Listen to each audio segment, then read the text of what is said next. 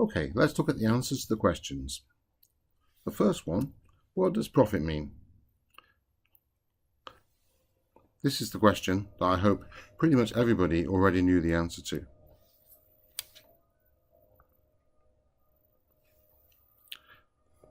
So, we have revenue, the money that's coming in from our customers for what we've sold.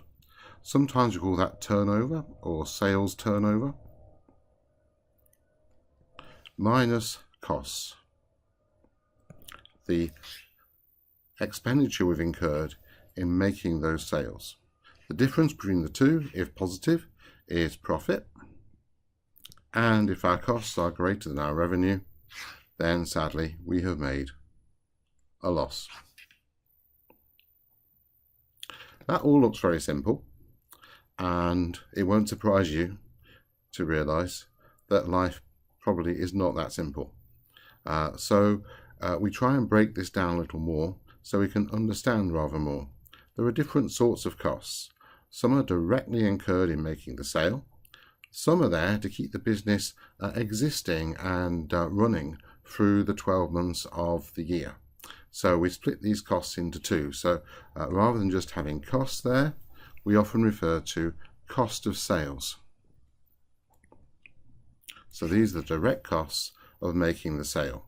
So we bought something in, it goes into stock, maybe we change it a bit, we have it as work in progress, it becomes finished goods, and then we sell it to a customer.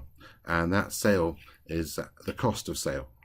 And that gives us what we then call gross profit. And so that's just the difference between the selling price and the direct costs of making the sale. Hopefully that is at least positive, even if we made a loss overall. We then have costs that are perhaps more administrative, making the business continue through time. The chief executive's car, the chief executive's PA. We also have marketing costs here as well, as accounting takes the view that you can't have a marketing cost before the sale. Whether that really matters, how life really works today, is a really good question. However, we still decide that the marketing costs come down here. The logic, of course, is you cannot have a marketing cost for something that's still in stock. Or at least in the traditional business model, you couldn't. So gross profit minus admin and marketing costs, we then call operating profit.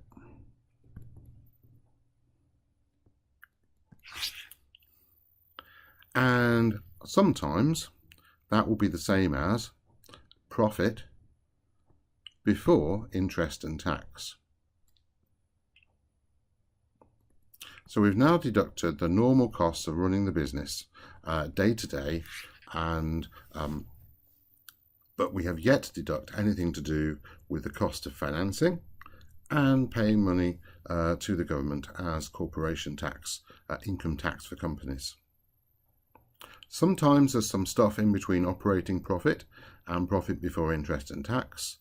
These might be one-off items, profit made from unusual activities or outside the normal run of the business, maybe some other bits and pieces. So next we deduct tax.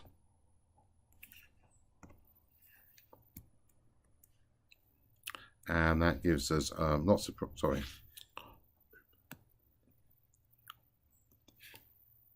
Next, we deduct interest. So this is the amount of money we pay on our loans. So we pay back an interest payment month by month, year by year.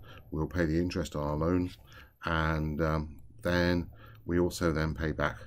We pay the tax to the government, and we end up with profit after tax.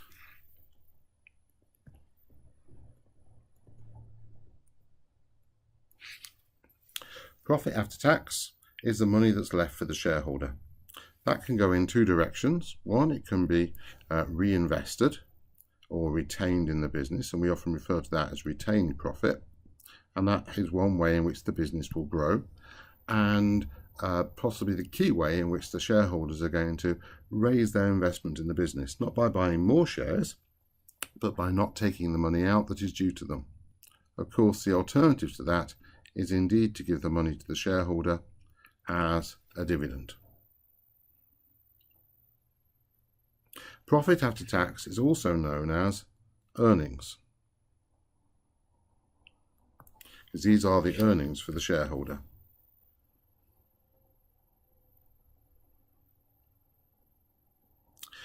Another phrase would be profit for the year.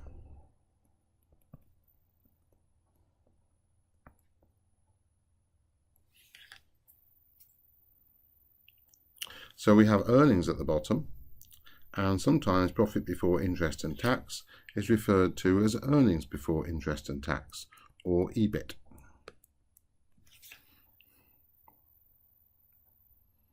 So we now have a more normal looking income statement or profit and loss account. We'll look at this in more detail, of course, as time goes on.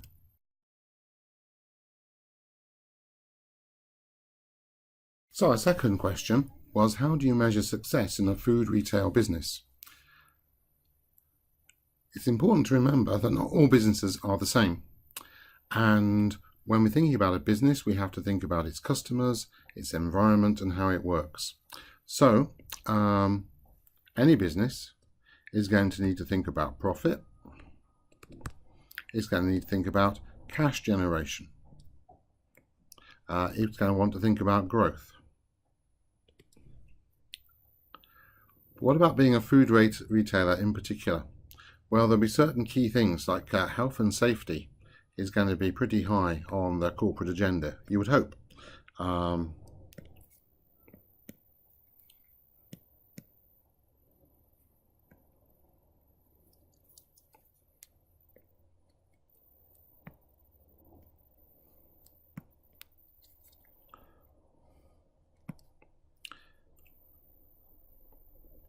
We might also be concerned about understanding our competitors. Are we making the most of our competitive advantages? Are we minimizing the problems from our disadvantages?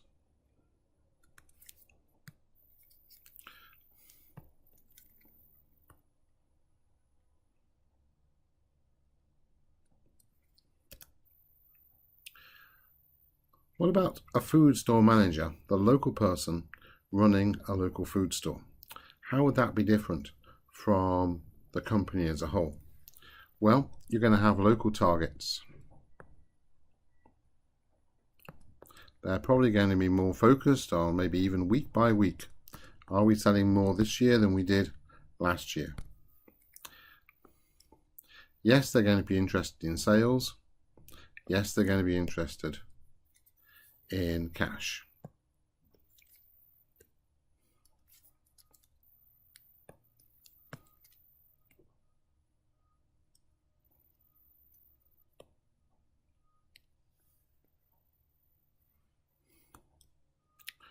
We could also have a look at some broader things as well. One of the things we're going to try and get across in this course is that accounting isn't a separate subject from the rest of management. So in thinking about success, yes, that has to be financial. It's also got to be about customers, customer satisfaction, customer retention. Key things to think about. We've got to be careful how we measure some of these things, because if we go for 100% repeat customers, that actually means we've got no new customers. So actually measuring sometimes is more difficult than we might at first think, and performance measures, KPIs, sometimes need to be seriously thought through. We might be interested in staff turnover. Low staff turnover is cost effective because we need less training, less recruitment costs, but it also be a sign that people are motivated and involved if staff turnover is low. Obviously, local health and safety is good. Wastage. The company as a whole might be interested, but at the end of the day, each store has to manage their wastage. How much of the food that is bought in ends up going in a skip or being given away because it was past its sell-by date before it was sold? Each food store manager needs to be judged in a slightly different way from the others. So, for example, if you have a food store that's very close to a university, you'll probably end up employing quite a lot of university students as staff, in which case, inevitably, you're going to have high staff turnover. As students graduate, they're going to move on perhaps to somewhere else in the world, and you need to find somebody else. So different areas may, by definition, really have different levels of staff turnover, need for different sorts of stock, different opportunities to make sales.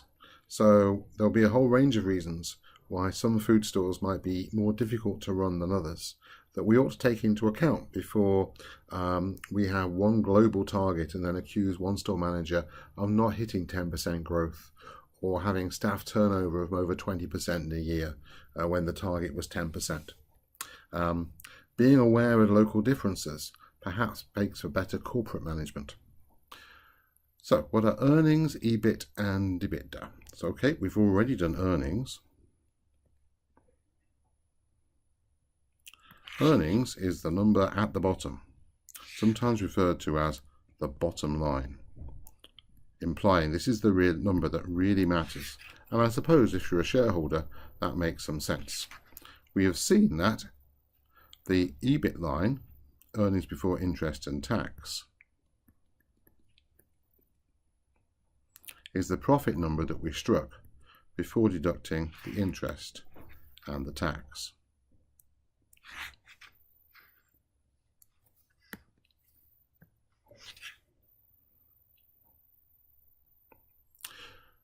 Okay, so far so good. So what is EBITDA? Well, last time when we worked out the profit, we took the sales minus the cost of sales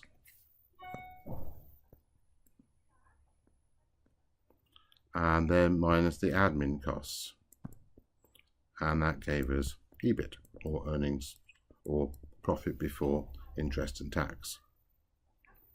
This time we're going to divide things differently. We're going to have the sales, and then we're going to have minus what we might term the cash costs. Things that actually are going to cost us money, if not straight away, but very soon. Purchases from suppliers, paying the wages, paying the rent, all these sorts of things. And what we're going to exclude are costs that do not have cash flowing out today, but are the result of decisions that we've made in the past. So these two costs are called depreciation and amortization.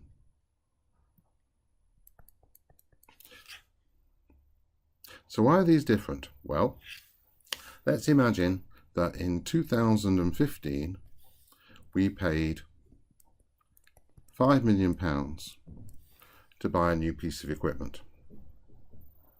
Now, if we'd recognised that whole £5 million in 2015 as a cost, then 2015 would have looked a rubbish year. But maybe we know, or expect, that that £5 million piece of equipment is going to last us 5 years. So it seems much more reasonable to charge each of the following 5 years £1 million as a cost, because that would represent a reasonable number to reflect the use of the asset each year. Because if we're not careful, not only do we make 2015 look a rubbish year because we spent £5 million, but we also make 2016 through to 2020 look too good because we've been using up an asset that cost us £5 million in the first place. So the normal thing to do, there are exceptions of course, is to spread that £5 million evenly over the expected life of the asset, and that's called depreciation. If we bought an intangible asset, such as intellectual property, then we do pretty much the same thing. However, we would refer to that as amortization.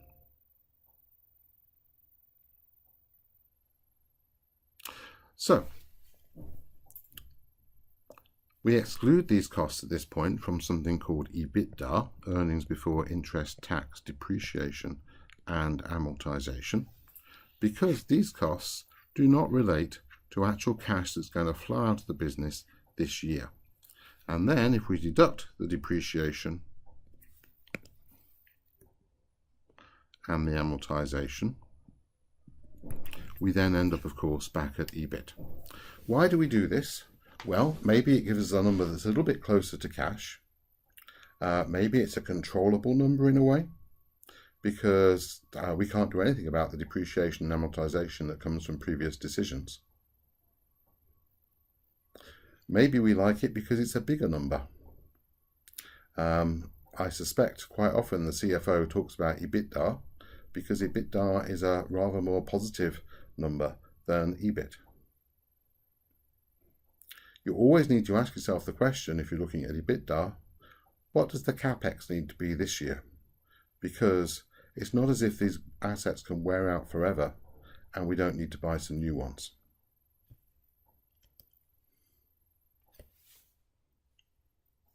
Okay, next question. Tesco makes a profit of 3,000 million euros. A corner shop makes a profit of 100,000 euros. Which is better? Well, we know for sure that Tesco's profit is bigger, but that wasn't the question. So we have Tesco making 3,000 million euros. The corner shop 100,000 euros.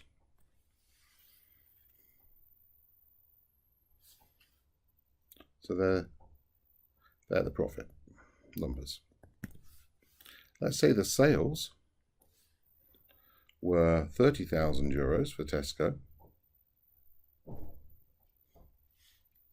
million euros, and for the corner shop were 500,000 euros.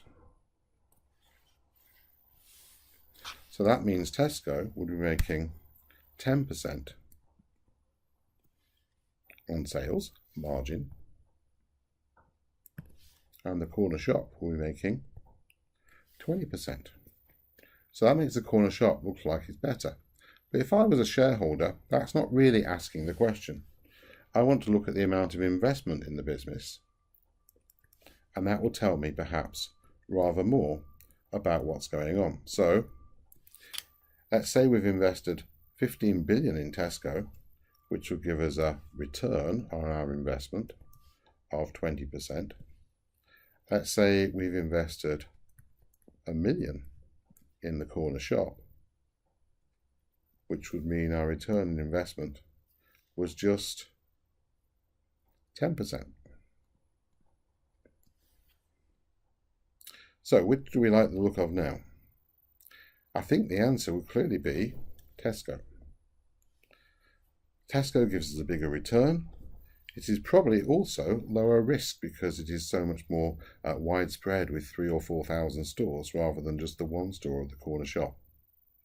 The lesson here is that we don't just look at a big profit number. We don't just look at how much we've made compared to the sales, the margin, but we ask the question, what is the return on our investment? So what's the profit compared to the long-term money tied up in the business? Final question is, how cash flow and profit different? Good question. So on the one hand, we have cash flow, which is the money flowing in and out of the bank account. And on the other hand, we have profit, which is an attempt to try and assess whether we've had a good year or a bad year. So when we're looking at profit, we look at sales minus costs equals profit. But the sales and the costs are not the same as the cash coming in and the cash going out. The sales are the monies that relate to the items we have sold. We may not have received the cash yet. So when we make a sale on credit, perhaps agreeing with the customer they'll pay us at the end of the following month, we then establish a debtor.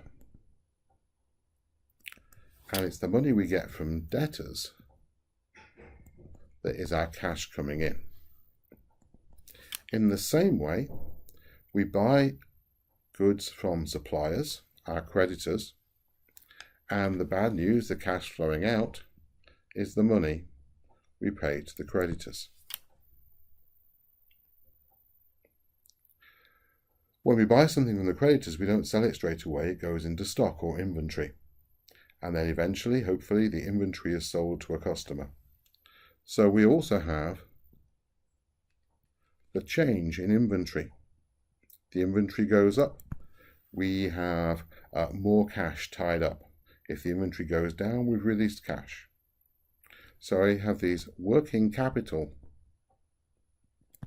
issues that would mean there's a difference between profit numbers and cash flow numbers. Also, we've just seen on the previous question that we have depreciation, which is not a cash cost in the profit side, embedded in the costs. That, of course, does not affect our cash numbers, but capital investment or capital expenditure definitely does. So they're the costs of actually buying the equipment at the time. Often there are differences in timings of tax payments. So the tax payment may relate to this financial year, in which case we put it in the income statement, but the tax payment itself may not flow out until the following year. We could come up with some other reasons too, but hopefully at this point you can see that cash flow and profit are not the same thing.